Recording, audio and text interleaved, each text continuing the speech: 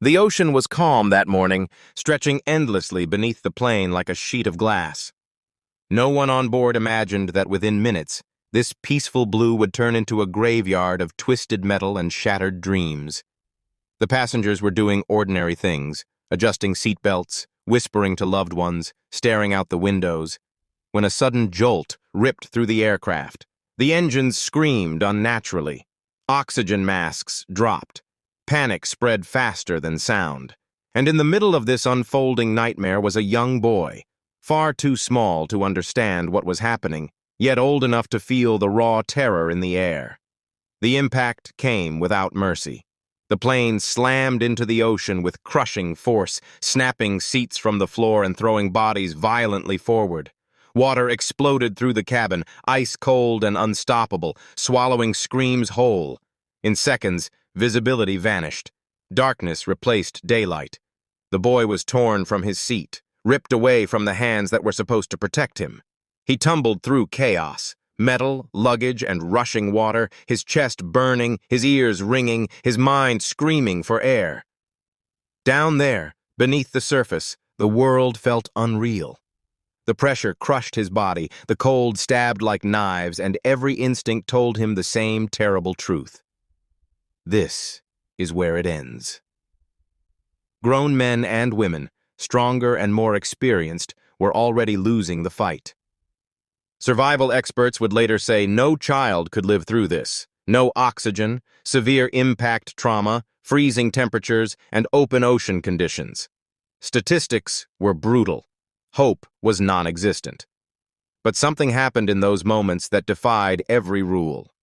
As the aircraft sank into the depths, the boy did not give up.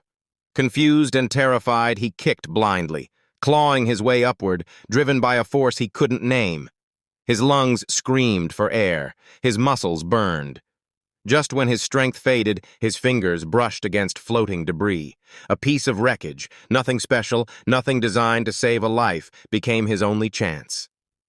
Above the surface, the ocean showed no mercy. Waves rose and fell like walls, slamming into his fragile body. Salt water filled his mouth and lungs as he clung desperately, his grip weakening with every passing minute. The sun moved across the sky. Time lost meaning. Ships passed far away, unaware that a miracle was unfolding inches above the water. The boy drifted, injured and alone, surrounded by miles of emptiness, his small body fighting an enemy older and stronger than humanity itself. Hours later, when rescue teams were searching mostly for bodies, not survivors, someone spotted movement where there should have been none. At first, they thought it was debris. Then it moved again. What they found stunned even seasoned professionals. A child, alive, breathing, holding on to life by a thread. Doctors would later call it impossible.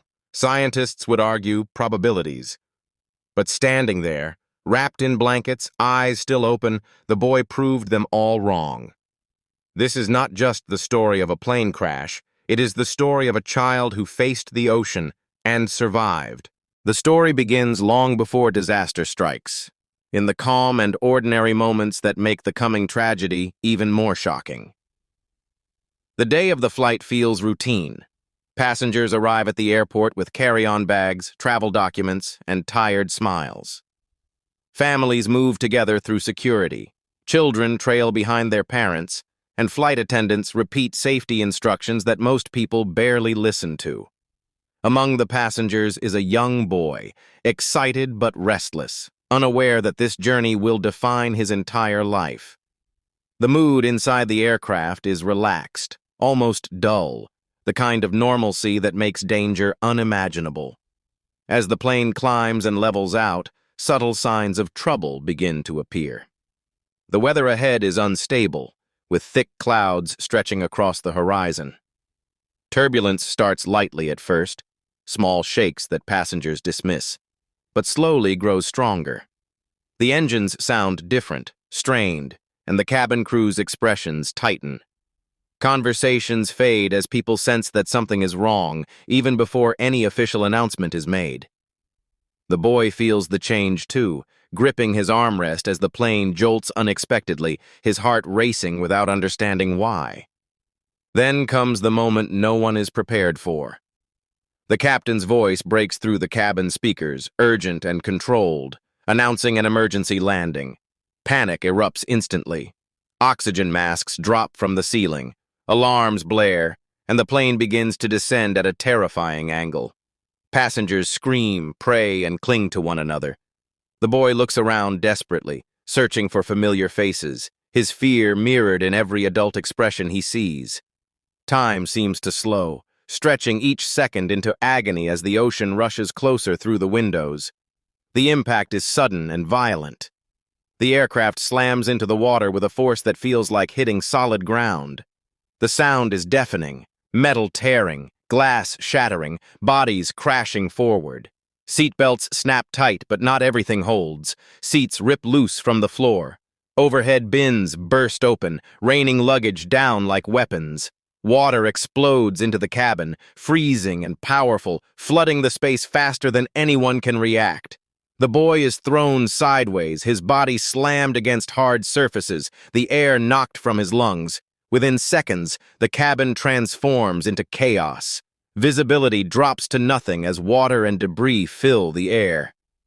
People struggle blindly, disoriented and injured. Screams are cut short as water rushes in. The boy is torn from his seat, separated from the adults around him by the force of the flood. Hands reach for him and disappear. The weight of the water drags him downward, pulling him away from light and safety. His ears ring, his chest burns, and instinct takes over as he fights to stay conscious. The plane begins to sink rapidly.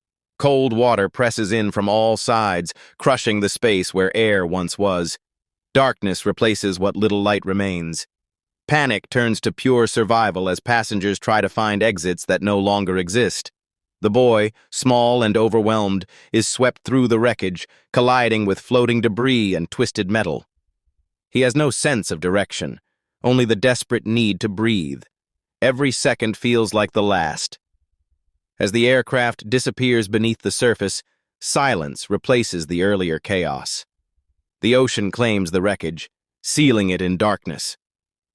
From above, the crash site looks deceptively calm, scattered with debris and fuel, betraying nothing of the horror beneath. Rescuers have not yet arrived. No flares, no life rafts, no voices calling out. In that moment, survival seems impossible, especially for a child. This section ends with the boy slipping beneath the waves, alone and unseen, as the last air pockets vanish and the plane sinks into the deep. The world assumes there will be no survivors. The story appears to be over before it has truly begun, setting the stage for a miracle no one expects. When the boy breaks free from the sinking wreckage, he does not understand how he has done it. There is no clear memory of direction or decision, only the burning need for air and the instinct to move. His body rises through cold, dark water as his lungs scream in protest. The pressure eases slightly, then suddenly his head breaks the surface. He gasps violently, choking on salt water and air at the same time. For a brief moment, survival feels like victory, but that moment disappears as quickly as it comes. Around him, the ocean stretches in every direction, vast and empty. There is no plane, no land, no people, only scattered debris bobbing on the waves.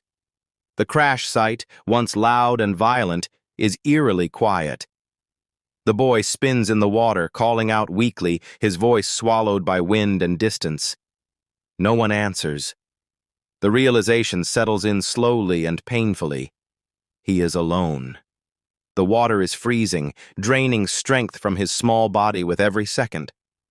His limbs feel heavy, slow to respond.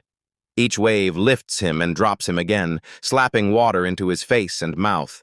Panic threatens to take over, but exhaustion forces him to focus on the simplest task, staying afloat.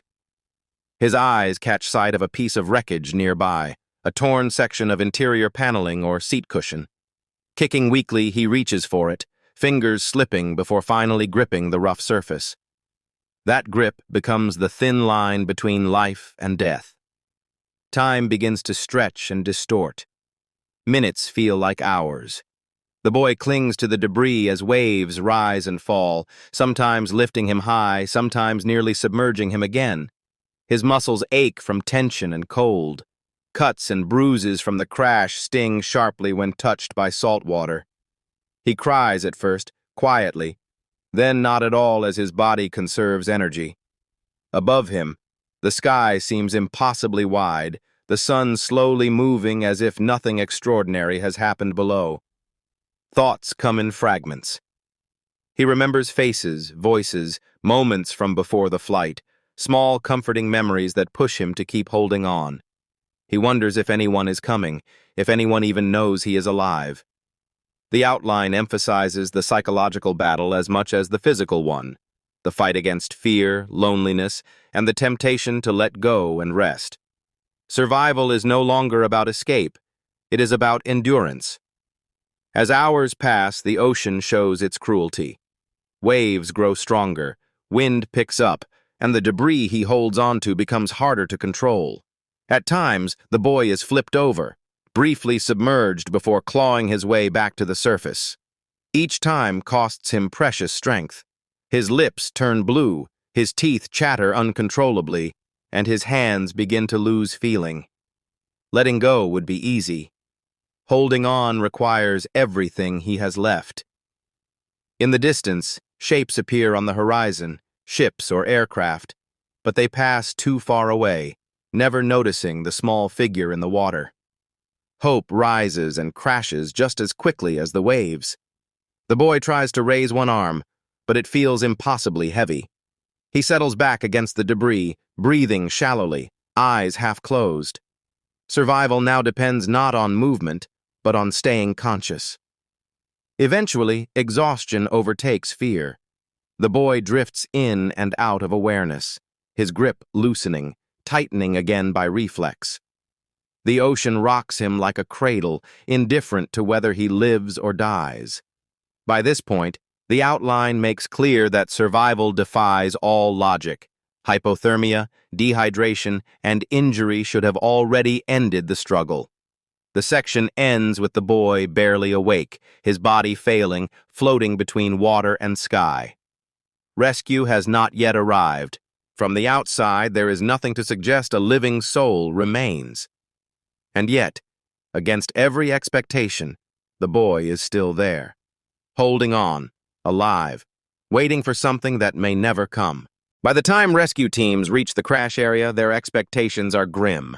Hours have passed since the aircraft disappeared from radar, and experience tells them the same harsh truth it always does. Ocean crashes rarely leave survivors, especially not children.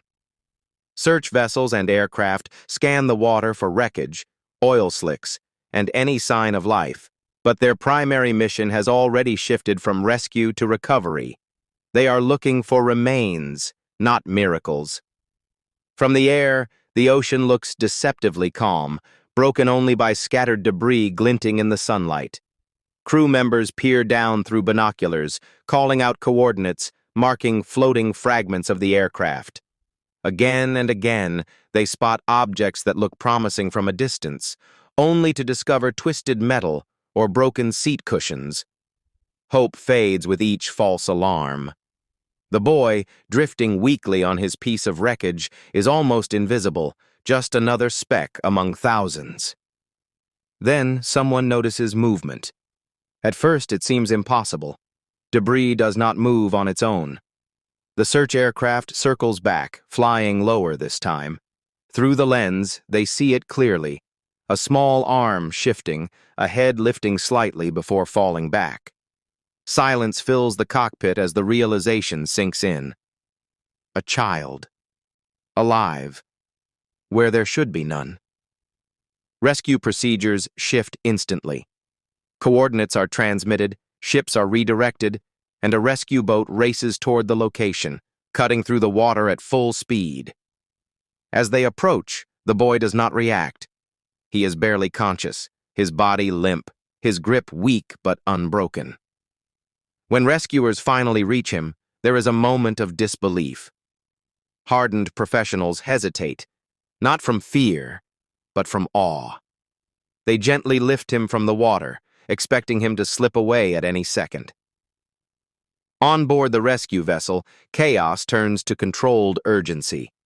Medics work quickly, wrapping the boy in thermal blankets, checking for breathing and a pulse. His skin is ice cold, lips pale, eyes barely open. Every sign points to severe hypothermia, dehydration, and trauma. And yet, he is alive. His chest rises and falls. His heart is still fighting. The rescue crew exchange looks they will never forget. This is not supposed to happen. The story then shifts to the medical struggle that follows. At the hospital, doctors rush him into emergency care, preparing for the worst. X-rays, scans, and examinations reveal injuries consistent with a violent crash and prolonged exposure to the ocean. Medical staff speak in careful tones, using words like critical and unstable. Survival is still uncertain. Machines assist his breathing. Warmth is slowly reintroduced to his body, minute by minute, in a race against time. As news spreads, disbelief ripples outward. Officials confirm that the boy is the sole survivor found alive. Experts are consulted, and their reactions only deepen the mystery. They explain why survival under these conditions is nearly impossible. Impact forces, lack of flotation devices, freezing temperatures, and time spent in open water. Statistics are cited. Probabilities are calculated. None of them explain what happened. When the boy finally stabilizes, the emotional weight of the miracle becomes undeniable. If family members have survived, their reunion is raw and overwhelming. Tears, disbelief, and silent gratitude. If he has lost them, the moment carries a different kind of weight, one filled with grief and quiet resilience. Either way, the boy becomes a symbol of something larger than the crash itself. The outline concludes by reflecting on the meaning of survival.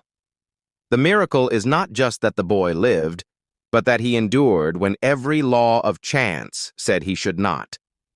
His story forces rescuers, doctors, and the world to reconsider what is possible. In the vast, indifferent ocean, a small child proved that hope can exist even where it seems completely erased.